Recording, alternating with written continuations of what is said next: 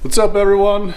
So I had done some filming that I was planning to put in with my video. I just uploaded the other, was it like yesterday or maybe even today yet? I don't know. We'll see how it goes. But for whatever reason, my audio did not work. So instead of doing like a voice overlay while the video rolls, I just figured I'd refilm it. Not only that, but I could probably get the same information out in a smoother, better way. So today, just a little bit of additional information that I found.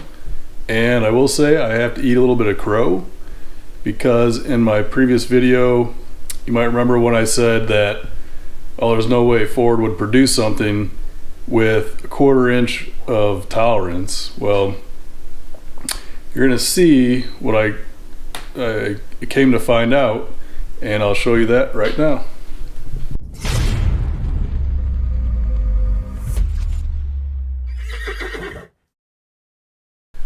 Alright, so in that video I talked about how the rear kicker against the rocker, you need to be consistent on where that lands, so that way your main hoop will fall in the same place or in the same plane on both sides.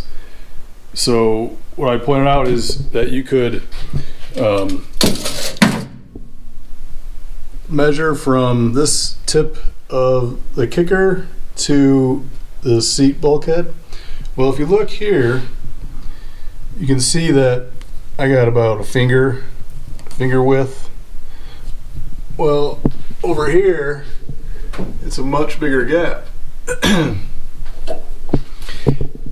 And it had me a little confused, so I started measuring, and come to find out, Ford does have about a 1/4 inch tolerance in some of the way they do things. So what I was doing was measuring from this seatbelt bolt hole to the tip, and I was getting like 7 3/4, and I was pretty much the same. I think I might have been within a 1/16 over there. So that didn't make sense, but then from here to back here was different. And then I measured from here to this seam, and that was good. And then I started measuring from this tab to that seam. All in all, video quality's gonna suck right now because you gotta use both hands. Alright, so you can see I'm on this I got up against the seat bulkhead tab that's spot welded to the rocker, and we are at 36 3/4. So now we'll go to the other side and see what it is.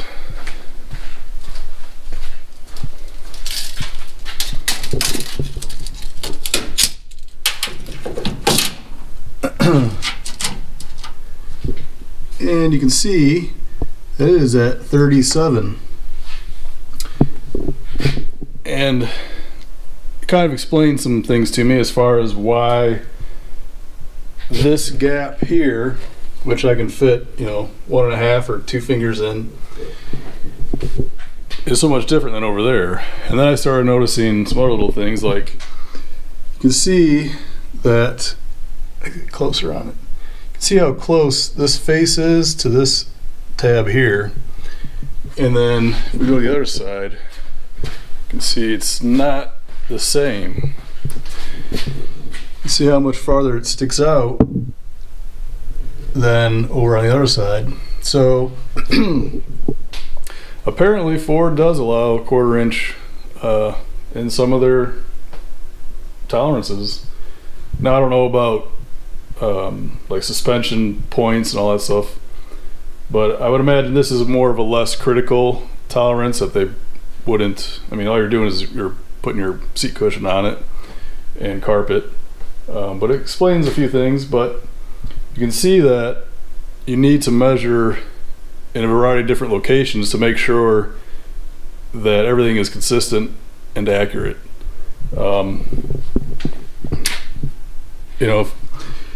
if this seam wasn't consistent, which it is because I measured off of the floor pan seam to here on both sides, and everything was good there, so I knew it wasn't anything up in the front part of it, but it's something in the back. So what that means is, even though that gap looks bigger over there than it is here, the kickers are still in relation to each other plane wise, so that when the main hoop goes on, it will be even. It won't be like this or like that. It'll be straight across, perpendicular to these rockers. So that's that. This past weekend I did try to work on getting the main hoop installed, and I ran into some issues, so I'm awaiting some feedback from tech support at Team Z. A few questions on that.